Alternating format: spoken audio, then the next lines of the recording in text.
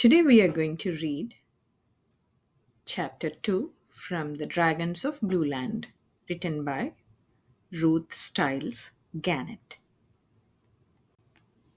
Chapter 2, Mr. and Mrs. Wagonwheel. But someone had seen the dragon. At least he was sure he had seen something blue and yellow and gold galloping down the road. It was Mr. Wagonwheel, the farmer living in the yellow farmhouse, who had just been closing his window as the dragon ran past. "What's that galloping noise?" asked Mrs. Wagonwheel, stirring up in bed. "A large blue monster just ran by, and after breakfast I'm going to find out all about it," yelled Mr. Wagonwheel, jumping into his clothes and rushing off to put the cows in the barn for milking.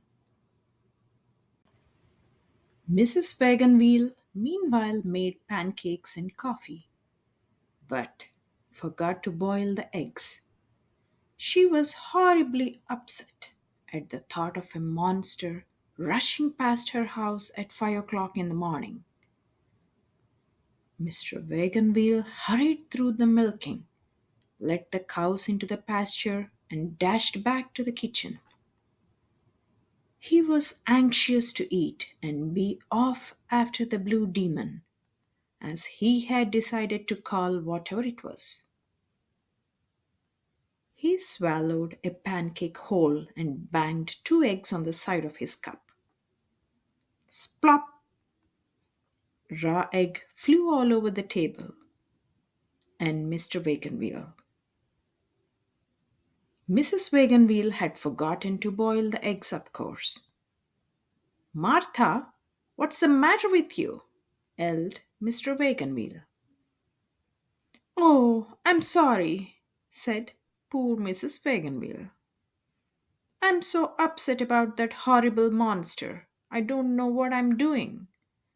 And she nervously slipped a pancake instead of her handkerchief into her apron pocket. "Well, boil more eggs," roared Mr. Wagonwheel, going to the sink to wash off his face and hands and shirt and overalls. Now, Mr. Wagonwheel liked his eggs hard, very hard, and as he waited for them to get very hard, it began to rain. It was only a drizzly rain, but enough to wash away the dragon's footprints in the dusty road. "Drat it!" thundered Mr. Wagonwheel, looking out the window. "It's raining." "I thought we needed rain, dear," said Mrs. Wagonwheel. "We do, but why can't it wait until I capture the blue demon?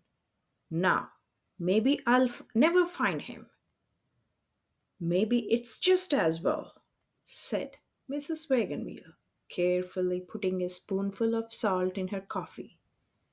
"Well, I can see you have no spirit of adventure," grumped Mr. Wagonwheel, peeling his at last ready very hard eggs. He picked up his rifle, a strong rope, and put on his raincoat and boots. "I'm off," he yelled and slammed the door. "He will never come back," thought Mrs. Wagonwheel, and she quietly sat down to cry.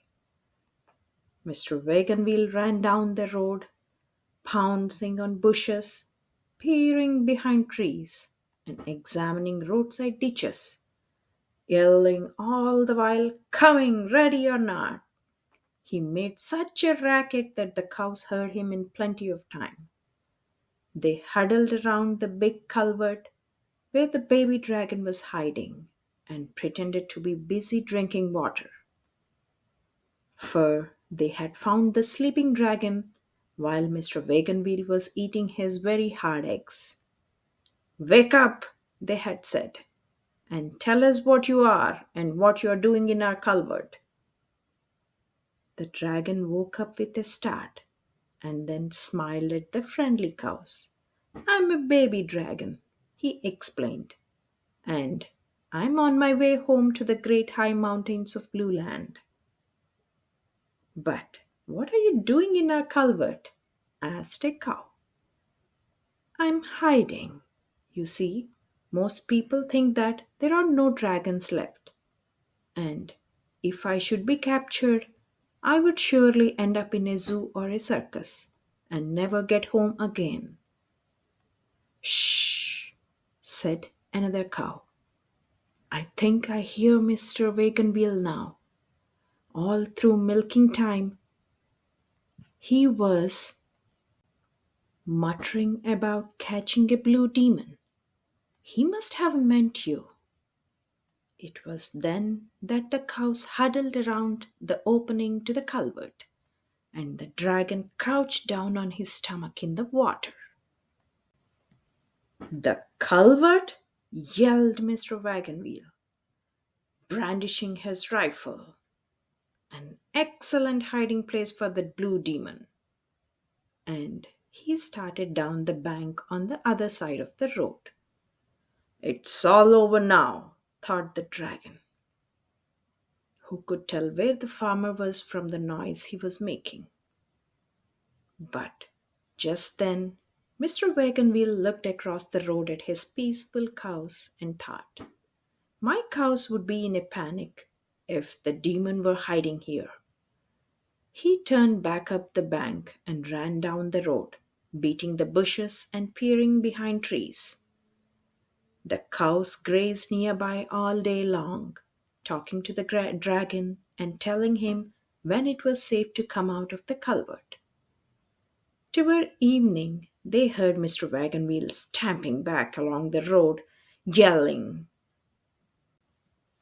Hoopla! All of you into the barn! And as they wandered off, they quietly warned the dragon, leave just as soon as he goes to the barn. It's just like him to be out looking for you by flashlight after supper. And they were right. Long after the dragon had flown far beyond the yellow farmhouse and culvert, Mr. Wagonwheel was shooting into bushes. Mrs. Wagonwheel was in bed with a case of nerves. The end.